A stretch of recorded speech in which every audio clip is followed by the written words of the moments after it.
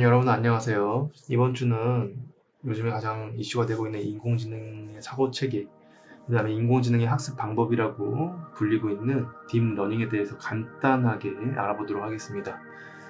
물론 교과서에 간단하게 명시가 되어 있는 부분이 있지만 그거보다 조금 더 이해하기 편하게 하기 위한 내용으로 준비를 했고, 좀 짧고 아주 심플하게 여러분들의 이해를 돕기 위해서 강의를 구성하였습니다. 여러분들이 알고 있는 것처럼 딥러닝 같은 경우는 컴퓨터가, 그러니까 인공지능이 학습하는 방법을 뜻하는 단어입니다. 이제 4차 산업이 들어오고 나서 그 다음에 컴퓨터 기술, 컴퓨터 사이언스가 발전되면서 딥러닝이라는 어떤 용어가 요즘에 많이 사용되고 있습니다. 가장 큰 어떤 접근 방식에 관련된 질문이라고 하면 당연히 이거겠죠. 컴퓨터는 인간과 같이 생각할 수 있는 것인가? 오늘 강의를 들어보면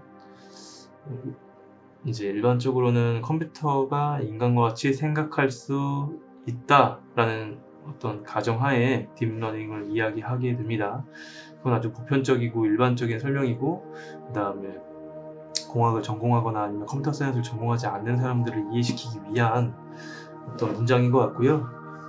조금 더 컴퓨터를 이제 관심 있어 하고 아는 친구들은 그렇게 이해하거나 이야기하지는 않습니다. 그래서 이제 인공지능에 대한 이야기 오늘 한번 해보도록 하겠습니다. 인공지능, AI, Artificial Intelligence라고 이야기하는데 더 풀어서 이야기하자면, 정의해보자면 인간이 가지고 있는 인식, 판단 등의 지적 능력을 모델링하여 컴퓨터에서 구현하기 위해 다양한 기술이나 소프트웨어, 하드웨어, 그리고 이를 포함한 컴퓨터 시스템을 통합하는 R이다 라고 정의할 수 있어요. 결국은 인공지능 체계가 어떤 정립이 되고 그 다음에 실제 실용적으로 활용이 되기 위해서는 이렇게 세 가지 기술이 필요합니다. 컴퓨터 기술이 데이터가 굉장히 많아야 되고, 그 다음에 머신러닝이라는 어떤 규칙 컴퓨터에서는 representation이라고 표현이라고 이야기를 하는데 그 표현이 있어야 되고, 그 다음에 각 데이터들과 이 표현, 규칙이 서로 연결돼서 계산할 수 있게끔 하는 어떤 신경망이 존재해야 되죠. 그래서 이것이 다 효율적으로 연계되면서 인공지능이라고, 아니면 인공지능 시스템이 활성화된다, 사용된다라고 이야기할 수 있습니다. 결국 기계를 인간 행동의 지식에서와 같이 다시 행동하게 만들기 위한 어떤 테크놀로지, 기술을 뜻하는 것을 인공지능이라고 이야기합니다. 결국 컴퓨터가 인간과 같이 사고하고 인간처럼 인지하고 그 다음에 받아들이는 데이터를 처리하고 하는 것까지, 그 분석까지만 되면 실제 생활에서 아무래도 쓰일 수 있는 부분이 없기 때문에 그렇게 인지하고 데이터 분석을 해서 인간과 같이 다시 출력할 수 있게, 즉 행동할 수 있게 만드는 목표를 갖고 있는 것이 인공지능 기술이라고 이해하시면 되겠습니다. 전통적인 컴퓨터 프로그래밍 방식과 그 다음에 머신러닝 체계, 그 안에 있는 딥러닝 체계의 방식을 가장 간단하게 표현한 어떤 도식화된 그림입니다. 과거에는 컴퓨터 프로그래머가 규칙을 짭니다. 즉 우리는 그것을 알고리즘이라고 하고, 일정 프로그램이 어떻게 돌아가게 되는지에 대한 규칙을 짜면, 그리고 그 사용자들이 거기다 데이터를 집어넣으면 컴퓨터 자체적으로 그 규칙에 근거해가지고 자기만의 해답 혹은 해답을 출력하게 되죠. 네, 출력하게 됩니다. 우리가 알고 있는 게임 시스템도 거의 이런 시스템이고요. 웹에서 사용되는 거 혹은 어플리케이션 사용되는 모든 시스템은 다 이런 식으로 전통적인 프로그래밍의 형식대로 이루어져 있다고 생각하시면 되겠습니다. 그리고 그 사이에 있는 것들이 바로 코딩이 되겠죠. 컴퓨터 코드가 되겠죠. 근데 머신러닝은 조금 다릅니다. 컴퓨터한테 생각할 수 있게끔 해주는 어떤 메타인지적인 알고리즘을 짜주고요. 데이터가 있으면, 그리고 데이터와 해답을 줍니다. 정확한 해답을 주면 그것과 관련된 규칙을 찾아내고 즉 알고리즘 자체를 찾아내고 그 다음에 그 알고리즘을 바탕으로 다른 것들을 다시 판단하게 되죠. 그래서 굉장히 확산적으로 발전시킬 수 있습니다. 발전되는 방향으로 계속 나갑니다. 그래서 지속적으로 생각하는 것처럼 느껴집니다. 왜냐면 요즘에 또 이게 가능해진 이유가 항상 수업 시간에 얘기했던 것처럼 데이터가 너무 많아졌죠. 웹이라는 게 존재하게 되면서 데이터가 너무 많아졌습니다. 물론 신뢰성 있고 타당성 있는 데이터를 이렇게 걸러내는 거나 아니면 제시하는 거는 어려울 수도 있는데 이제 점점점 컴퓨터가 자기가 필요한 어떤 상황과 사건에 근거해서 필요한 데이터가 무엇인지를 스스로 찾아낼 수 있는 능력까지도 이제 발전할 것 같습니다. 그런 능력이 있는 컴퓨터의 어떤 상태로 발전할 수도 있을 것 같아요. 그래서 해답을 주고 그 다음 뭐 수학으로 치면은 공식을 주진 않고요. 몇 가지의 어떤 방정식에 관련된 해답과 그 다음에 값을 주면은 거기서 규칙을 찾아내는 거죠. 방정식 자체를 만들어내는 거. 이렇게 생각하시면 되겠습니다. 머신러닝은 알고리즘을 이용해 데이터를 분석하고 분석을 통해 학습한 내용을 기반으로 또 다른 규칙을 찾아내서 그 규칙을 바탕으로 판단이나 예측하는 컴퓨터의 학습 방식입니다. 결국 규칙을 찾아내면 스스로 판단하고 다시 학습할 수 있는 체계가 열리게 되는 것이죠. 컴퓨터 자체를 학습시켜 작업 수행 방법을 익히게 하는 것을 목표로 하기 때문에 기존의 데이터와 해답을 지속적으로 주면서 최적의 어떤 규칙, 표현 이것을 찾아내게 되는 것이라고 생각하시면 되겠습니다. 이게 쌤이 이제 예전에 심심해서 만들었던 아주 간단한 파이썬 코드인데요. 이게 우리 웹 프로그램 안에서 굉장히 많이 쓰입니다. 어플리케이션 쓰이는 코드예요. 잘 보면 뭔지 모르겠지만 이 방식이 쌤이 이제 이전에 이야기했던 전통적인 프로그래밍의 방식, 즉 컴퓨터 프로그래머가 코드를 짜고 그 다음에 규칙이 그렇게 만들어지면 데이터를 입력해서 스스로 해답을 판단하는 그런 방식입니다. 딱 보면 알겠죠. id라는 어떤 변수가 있고요. 그 변수 안에 input해라. 내 id를 입력해주세요. 패스워드가 있고 input해라. 패스워드를 입력해주세요. 이런 거를 파이썬 언어의 어떤 형태인데요. 이렇게 짜놓고 이제 내가 이제 판단하는 절대적인 어떤 id를 이렇게 드리는 겁니다. 드리게 되면 그리고 이제 만일 if id가 my id랑 같으면 패스워드를 입력하게 해주고 그리고 패스워드가 패스워드와 my 패스워드가 같으면 print hello world를 출력해라, 프린트해라 이런 뜻이고 else 그렇지 않으면 print 잘못된 비원입니다. 또 그렇지 않으면 아예 처음부터 id가 일치하지 않는다면 잘못된 id입니다를 출력해라 라고 하는 것이죠. 지금 쭉 컴퓨터의 어떤 코딩의 흐름대로 이렇게 읽어드렸는데요. 여러분들이 떠오르는 게 있지 않나요? 여러분들이 만약에 롤이라는 어떤 사이트 게임을 하기 위해 들어갔을 때 없는 아이디를 치면 그 밑에 잠깐 뜨죠. 아이디를 가입해주세요. 혹은 잘못된 가입되어 있지 않은 아이디입니다. 근데 아이디는 동일하게 잘 쳤고 가입되어 있는 이렇게 절대값으로 들어가 있는 아이디를 쳤는데 타이핑했는데 패스워드가 틀렸어요. 그러면 잘못된 D1입니다가 뜨게 되죠.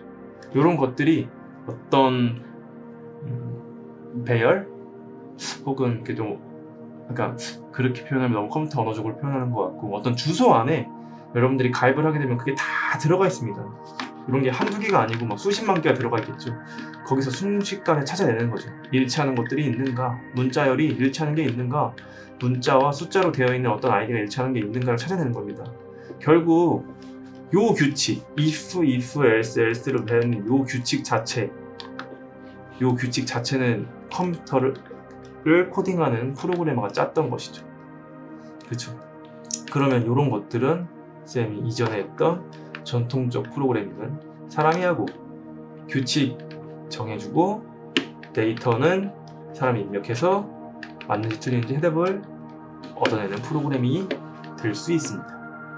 선생님이 286 컴퓨터 IBM 최초의 컴퓨터를 이제 사진으로 가지고 왔는데, 뭐 요런 여기서 쓰는 어떤 방식이 이런 방식이죠. 사실은 지금도 아직도 쓰이고 있고, 이런 것들과 이제 인공신경망과 다양한 라이브러리가 막 조합돼가지고 만들어진 것이 머신러닝 체계의 코드입니다. 그렇게 알고 계시면 돼요. 여기서도 하나 이해할 수 있는 거는 컴퓨터에 있는, 그러니까 인공지능 시스템 말고 모든 프로그래밍은 순차 코딩을 하게 됩니다. 이렇게 우리가 정보를 선택한 친구들이 아니고 공학을 선택한 친구들이지만, 모든 기계나 어떤 컴퓨터 프로그램이나 이런 것들은 다 실제로 어떤 언어를 까보거나 그게 어떻게 구조화되어 있는지 열어보면, 우리가 그 개발자가 작성한 모든 것들을 해석하거나 이해할 수는 없지만 영어 독해하듯이 대충 우리가 이렇게 읽어드릴 수는 있습니다. 근데 그게 위에서부터 아래로 순차적으로 작동하게끔 설계되어 있어요. 모든 기계의 패턴은 다 그렇습니다. 선풍기도 그렇고, 우리가 사용하는 블루투스 이어폰도 그렇고, 실제로 게임 코딩되어 있는 것들도 그렇습니다. 이런 것들이 하나가 파일이 만들어지고, 또 다른 파일이 만들어지고, 그게 연계적으로 계속 연결되어 있는 것들이 하나의 프로그램이라고 생각하시면 되겠습니다. 넘어가 볼게요. 요거는 인공신경망과 관련되어 있는 그림을 가지고 온 것입니다. 아까 이야기한 것처럼, 그리고 교과서에 나와 있는 것처럼 논리체계 구조 다음에 인공신경망이 만들어졌고, 인공신경망 다음에 머신러닝 다음에 딥러닝이 발전되었다고 이제 우리가 설명이 되어 있는데, 인공신경망을 가장 쉽게 얘기하면 데이터들이 이제 연결되어 있는 걸 생각하시면 돼요. 우리가 이제 윈도우를 봤을 때 어떤 폴더에 들어가면 다양한 파일들이 조합되고 연결되면서 한 프로그램을 작동시킬 수 있게끔 해주잖아요. 그런 개념이라 생각하시면 되고, 인풋 레이어가 있으면 인풋 데이터가 있고, 우리가 실제적으로 뽑아내고 싶은 아웃풋 레이어 데이터가 있고, 마지막 아웃풋 레이어를 거쳐서 이제 실제적인 해답이나 값이 나오게 되는 거죠. 그래서 가운데 있는 히든 레이어를 좀 쉽게 이해하기 위해서는 다양한 코드들이 연결되어 있고, 다양한 그 코드로 만들어진 파일들이 연결되면서 각자의 역할을 할 수 있고 판단을 할 수 있게끔 해주는 그런 구조. 근데 그게 일반 유저한테는 잘 보이지 않으니 히든 레이어로 표현하자, 이렇게 되어 있는 겁니다.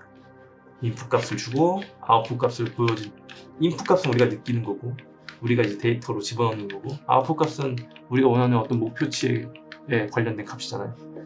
그러니 요런 인공신경망이 이제 논리체계 이후에 만들어지기 데이터화된 거죠. 컴퓨터들이 점점 발전하면서. 근데 이제 머신러닝과 딥러닝이 가능해진 이유는 뭐냐면, 너무나 많은 데이터들이 웹을 통해서 이렇게 연결되어 있고, 그 웹을 통해서 연결되는 수십만, 수천만, 수조 개의 어떤 데이터들을 한 규칙에 의거해서 연결시켜 주면은 그 데이터들 안에서 또 다른 새로운 규칙을 찾아내는 것, 그것이 바로 머신러닝입니다. 근데 머신러닝은 인간이 스스로 데이터들을 많이 입력을 해줘야 돼요. 근데 아까 얘기한 것처럼 딥러닝은 데이터들을 자기가 찾아가지고 자기가 분석할 수가 있어요. 그리고 더 정확하게 할 수 있죠. 그런 차이가 좀 있다고 생각하시면 되고요. 딥러닝에 대한 이야기를 잠깐 해보면은, 여기 써있죠. 앤드류 윙이라고 되어 있습니다. 앤드류 윙이라고도 있는데, 이 분이 이제 머신러닝 러닝이라는 어떤 책을 냈어요. 이게 진짜 인공지능 데이터의 가장 바이블 같은 거라고 하더라고요. 쌤은 이제 여러분들보다 영어가 안 되기 때문에 이걸 실제로 원문으로 보진 않았겠지만, 인공지능 관심 있는 친구들은 요거 한번 나중에 대학교 왔을 때 원서로 보면 좋을 것 같아요. 그리고 인공지능은 이제 2012년도에 구글 딥마인드 팀에서부터 처음 시작해가지고, 스탠퍼드 대학교에 있는 연구진인 교수님이었던 앤드류 응과 그 다음에 딥마인드라는 어떤 구글의 예하 부서 같이 협력해가지고 인간처럼 판단할 수 있는 규칙을 만들어낸 거예요. 그러니까 규칙이라기보단 인간처럼 판단할 수 있게끔 해주는 규칙을 코딩화시키고, 거기에 아까 이전에 얘기한 것처럼 그냥 데이터와 해답을 집어넣으면은 자기가 뭔가 분석할 수 있게끔 되는 거죠. 그런 알고리즘을 짰습니다. 그래서 처음에 했던 게 이제 이미지 판별이었어요. 16,000개의 컴퓨터로 10억 개 이상의 이미지를 1000만 개를 뽑아 분석하게끔 시킨 거죠. 처음에는 컴퓨터가 사람과 고양이 사진을 완벽히 분류하도록, 오차율이 거의 제로로 가깝게 분류하도록 하는데 성공했고, 요 코드를 이렇게 분류하고 이제 데이터를 분석할 수 있게끔 해주는 요 인공지능 코드를 사실은 이제 나중에 오픈으로 풀었습니다. 풀어서 뭐 기터브나 이런 스택 오버플로우라는 어떤 코드를 이렇게 공유하는 사이트에다 올렸죠. 그래서 많은 유저들이 이제 그거 가지고, 개발자들이 그걸 가지고 또 다른 어떤 인공지능 체계를 만들어내고 하고 있어요. 즉 컴퓨터가 영상이나 고양이의 형태와 생김새를 인식하고 판단하는 과정을 스스로 학습하게 한 것을 성공하게 된 거죠. 넘어가겠습니다. 이분이 이제 앤드류 웅이고요. 동양인은 똑똑하게 생겼습니다. 넘어갈게요. 인공지능과 머신러닝과 딥러닝의 체계를 가장 쉽게 이제 그 범위를 나타내는 그림입니다. 인공지능이란 범위가 있고 그 안에 머신러닝이 있고 스스로 학습할 수 있게끔 해주는 딥러닝 체계가 있어요. 요즘엔 요 계열 많이 연구하는 거죠. 머신러닝에 3대 요소가 있습니다. 그러니까 인공지능하고 사실 머신러닝은 큰 차이는 없습니다. 그게 큰 차이가 없고 엄청나게 그 많은 데이터들을 이제 스스로 분석할 수 있느냐, 요 포인트인 것 같아요. 딥러닝은. 머신러닝은 엄청나게 많은 데이터들을 이제 적재적소에 최적화시킬 수 있는 그 최적화 된 문제 상황에 이제 우리가 데이터와 값을 해답을 제시해 주면은 머신러닝 알고리즘이 그거를 분석해가지고 최적의 규칙을 발견한다. 이 정도 차이점이라면 실제적으로 그 데이터들을 어떻게 찾아내는지, 그리고 그 데이터들을 자기가 스스로 찾아냈는지, 요런 길까지 갈 수 있는 게 딥러닝인 것 같아요. 아직 딥러닝이 지속적으로 발전하고 있는 상태로 사실 뭐라고 딱 정의할 수 있는 건 아닌 것 같습니다. 교과서에서는 여러분들이 가장 이해하기 편하게 정의를 시켜놨지만 지금 계속 발전하고 있어서 그 정의 자체가 변화될 수도 있어요. 그런 분야인 것 같아요. 그래서 머신러닝을 더 많이 이해하는 게 좋을 것 같아서 요 세 가지 3대 요소를 가지고 왔고, 입력 데이터 포인트가 필요하죠. 인풋 값이라고 하죠. 그래서 예를 들어 주어진 문제가 음성 인식이라면 이 데이터 포인트는 사람의 대화가 녹음된 사운드 파일일 것이다. 만약 이미지 태깅, 사진이었다면 데이터 포인트는 사진이 될 것입니다. 우린 이걸 실습을 할 겁니다. 여러분들이 지금 만약에 이 강의를 컴퓨터로 듣지 않고 그 태블릿 PC나 아니면 핸드폰으로 듣는 친구가 있다면 이따가 실습 영상은 여러분들이 컴퓨터를 켜서 조금 같이 들어줬으면 좋겠어요.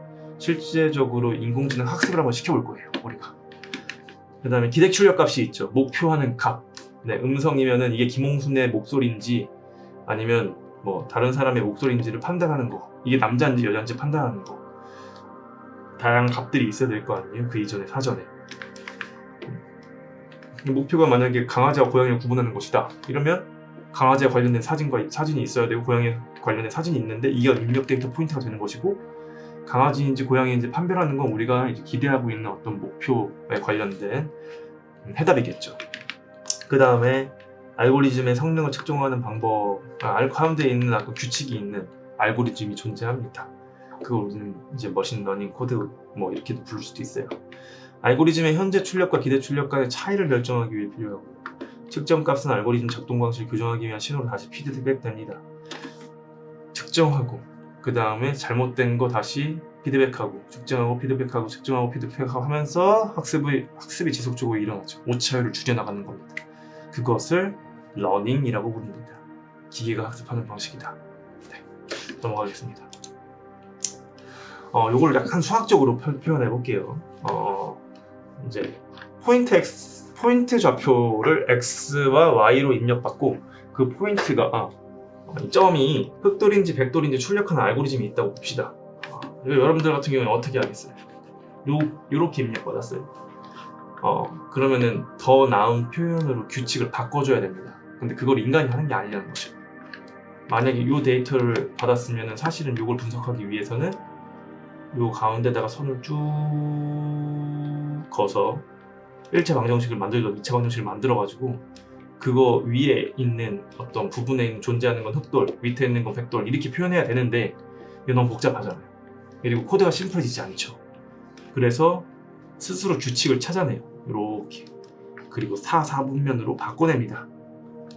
그리고 요렇게 요거를 이제 한 30도 돌려가지고 다시 4분면의 어떤 위치를 바꿔서 새로운 공식을 짜내죠.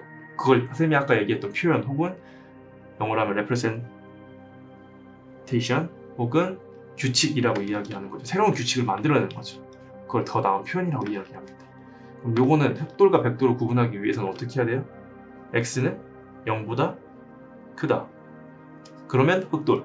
x는 0보다 작다 하면 백돌. 끝나는 겁니다.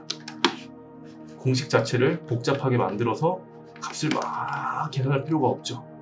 그러면 연산도 빨라지고 처리 속도도 빨라지죠.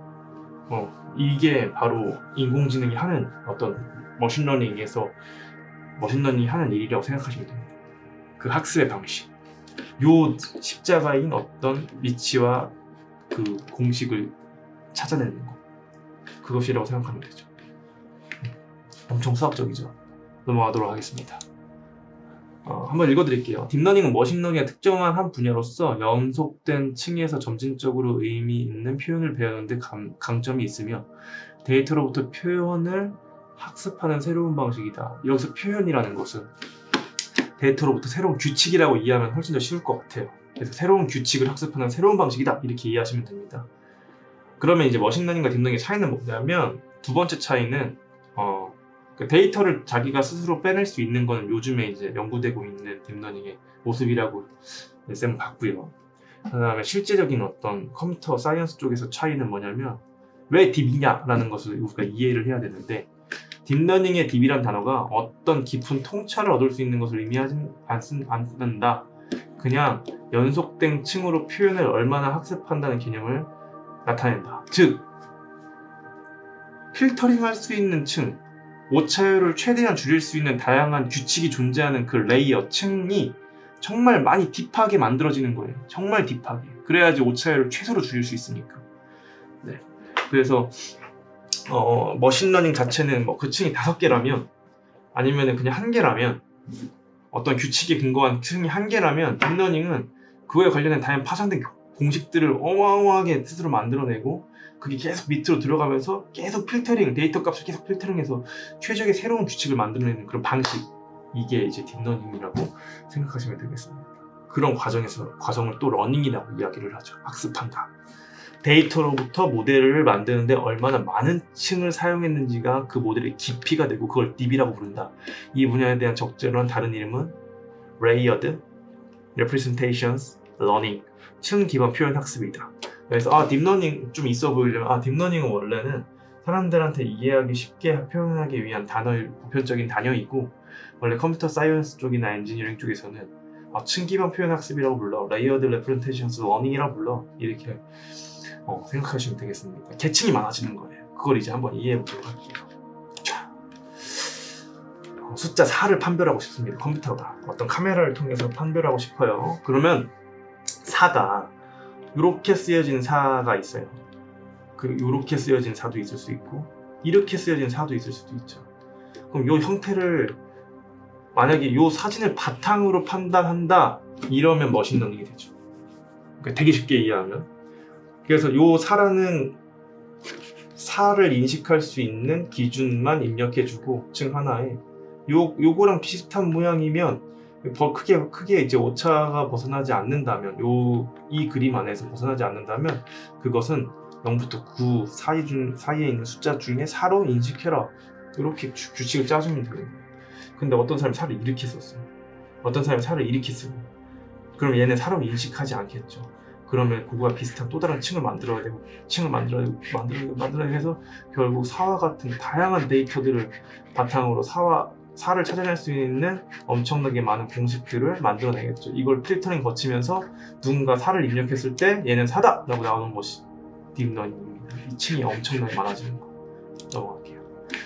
그럼 이 층의 표현은 이런 식이 될 수 있어요. 결국 이미지 텍스트를 찾는 거는 픽셀화 시키는 거거든요. 컴퓨터가 지금 우리가 모니터를 보면 알겠지만 1980 1920 1080이라고 치면 여기 픽셀이 1920개가 찍혀 있는 거예요. 지금 마우스 밑으로.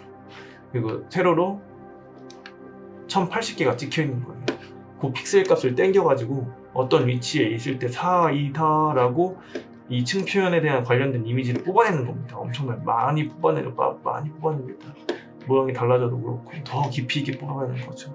이런 층들을 많이 만들어서 4라고 판단을 하는 겁니다. 이게 딥해진다 해서 딥러닝이에요. 이 정도까지만 우리 이해하면 됩니다. 쌤도 여기까지밖에 몰라요. 넘어가도록 할게요. 이걸 이제 약간 알고리즘화, 그 순서도화 시키면 입력값 4를 아까 4로 칩시다. 4를 입력했습니다. 데이터 변환을 시켜요. 층을 만들 때 표현 방식을 짜요. 또 다른 표현 방식으로 가요. 또 표현 방식으로 가요. 또 표현 방식으로 가요. 90% 4랑 일치해요. 진짜 타깃이 여기 있어요.